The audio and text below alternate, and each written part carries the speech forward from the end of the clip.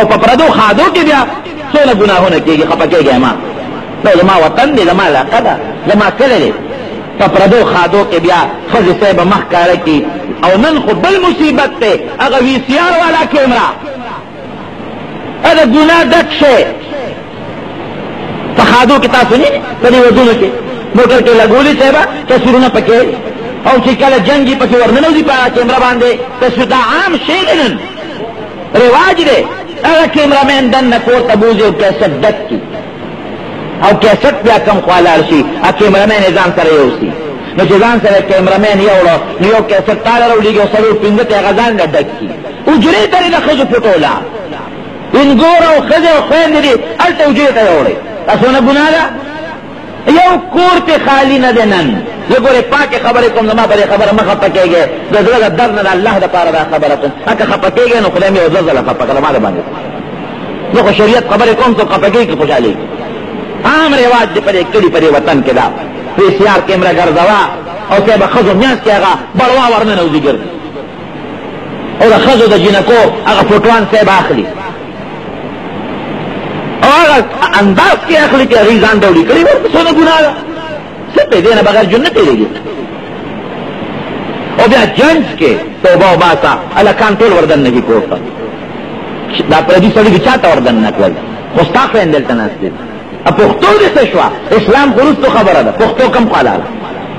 هغه غټې غټې بورقې د پښتنو ښځو څه شوه نن؟ هغه بورقې او هغه ټوپۍ والا بورقه شته نن؟ نشته. د ټولو کورونه روکې شوي نن په هغې زمونږ دا کشر کول خان دي ورپورې. هغه ټوپۍ والا بورقه شټل کاک دی وایي، دا مونږ په سره هغه ټوپۍ والا بورقه ثوابۍ کې ورشه وګورئ، هغې اوس هم هغه ده پاکي والا جامې او هغه پلونې اوس هم هغې خپل استعمالوي، هغه پښتو هغې کې شته. اوس هم هغه خلک چې په سوزکي کې ځي نو پردې پکې وې ځانله کړي، یو خوا سړي د پردې نه اخوا ناست دی، خوا ښځې ناستې دي. ولې تاسو ته یاد نه دي چې زنانه به دلته کې واده شوه، زه خو ماشوم یم او ټانګه کې به یې کېنوله، نو د ټانګې نه شاته به یې متصادر راته وکړو، او د کوچوان او د هغه سیټ په منځ کې به یې متصادر ولګو. داسې به که نه وه؟ شته اوس هغه شي؟ نه نه والله چې دا ښځې خاندي وه پورې، هغه شي پکې کم دی. کوچوان ته به ته به غاړې ته کښېنې ډډه به نه وی. هغه حیا څه شوه؟ اسلام څه شو؟ پښتو څه شوه؟ غیرت څه شو؟ غټې غټې بورقې به یې درنې، د ښځې نوک به هم چا نه لیده. دا خو ډېر لویه بې حیایي ده، دا خو ډېر لوی شرم دی، دا خو ډېره فحاشي ده، دا خو ډېره لویه ګناه ده. زه خو پښتون یم، پښتو دې هم تباه کړه او اسلام دې هم تباه کړه. اسلام او پښتو غیرت دلته یو برابر دي، یو شی دی. پښتو هم دغه غواړو، اسلام هم غواړو. دلته کې پښتو هم پرېښودو، اسلام هم پرېښودو، غیرت هم پرېښودو، حیا هم پرېښودو، بېدینۍ پسې روان شو.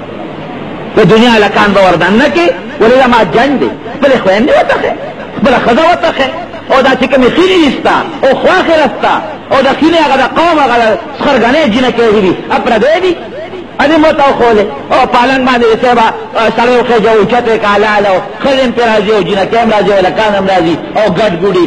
دا کوم ایمان دی او کومه پښتو ده او کوم غیرت دی؟ ولې الله خفه کوې؟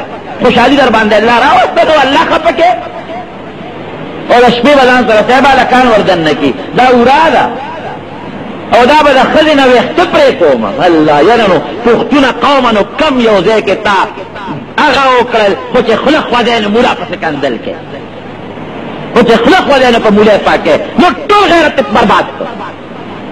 دا په کوم کتاب کې ستاسو راغلی دي چې هلکان به وردننه کې او د ښځې نه به ویښته پرې کې، او ځان سره دې بیا خپل ملګري وردننه کړل او په کرسۍ دې ورسره ناسته وکړه او وردننه دې کړ خپل ملګري. ته ورشه ټیک ته ځه، ویښته پرې کول خو ګناه دي، خو دلته خو سړی یې که نه، ته ورشه. نو دا پنځه شپږ ملګري د کالج چې ځان سره مه یو ځای کړل، خپلې خینې وتښې، خپلې خویندې وتښې.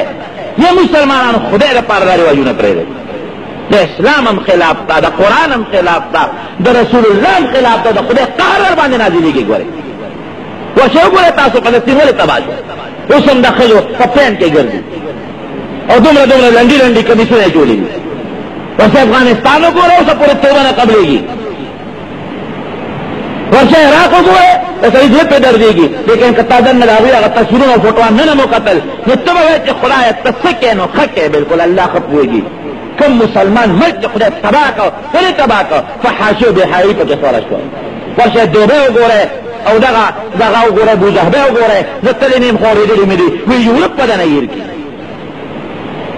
یورپ به دنه هېر کړي نن به د ملې او فحاشۍ پسې د یورپ انګریزان د مسلمانانو ملکونو کې ګرځي مونږ خدای نه سوال کوو خدای فلسطین آزاد کا او خدای عراق تباه شو او افغانستان تباه شو او فلانکې ملک تباه شو ولې الله پر خپلو بندګانو نه خفه کېږي ته پې دومره نه خفه کېږي څونه چې الله خفه کېږي مونږ د خدای قهر ته په خپله دعوت ورکوو ښځې مو بربندې کړې خپلې لوڼه خویندې مو بربندې کړې میدان ته مو ویستلې تاسو چې پېښور کې وګورئ په دې مارکېټونو کې د هندوان دي که انګریزان دي که زموږ خویندې لوڼه دي